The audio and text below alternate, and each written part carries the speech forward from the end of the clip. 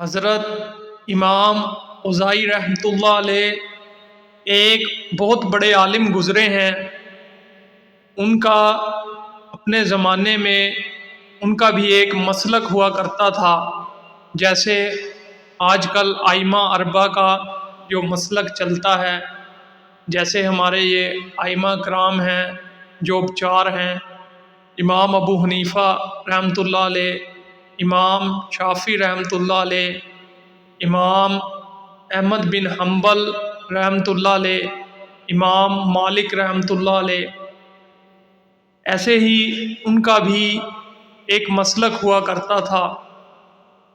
تو وقت کے ساتھ ساتھ جب ان چاروں ائمہ کرام کی مقبولیت بڑھتی گئی، لوگوں نے ان کو فالو کرنا شروع کیا، تو ان کی جو ان کو فالو کرتے تھے وہ بہت کم رہ گئے اور آہستہ آہستہ ختم ہو گئے، اور لوگ شاید اب کہیں ان کے نام سے بھی واقف نہیں ہیں، لیکن جو اہل علم ہیں انہیں پتہ ہے کہ وہ بہت بڑے امام تھے اور بہت اللہ کے ولی تھے اور بڑی دین کی انہوں نے خدمت کی ہے۔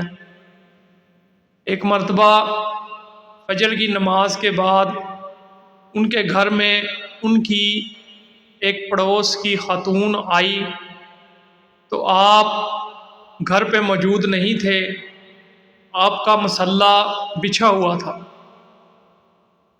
تو آپ کی بیوی بیٹھی تھی، تو ان کے پاس ہی وہ خاتون بیٹھ گئی۔ تو اس نے جب مصلی پہ ہاتھ لگایا تو وہ مصلی جو ہے وہ گیلا ہوا تھا، اس میں نمی تھی۔ تو وہ پوچھنے لگی، کہنے لگی کہ مصلی جو ہے وہ گیلا ہوا ہے، شاید کسی بچے نے اس کے اوپر پیشاب کر دیا۔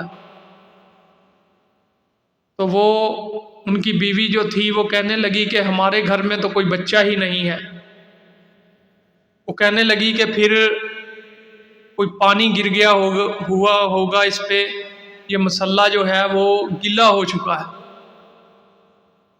تو جب ان کی بیوی نے ہاتھ پھیر کے دیکھا تو وہ مصلی واقعی گیلا تھا۔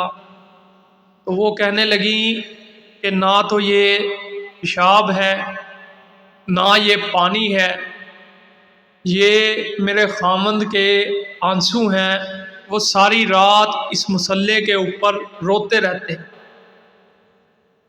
اور اتنا روتے ہیں کہ تم یہ دیکھ رہی ہو کہ مصلی جو ہے ان کا وہ تر ہو چکا ہے۔ تو یہ وہ اللہ کے خوش نصیب بندے تھے کہ جن کے مصلی تک تر رہا کرتے تھے۔ آج اللہ کے خوف سے ہماری آنکھ ہی تر ہو جائے تو بڑی بات ہے۔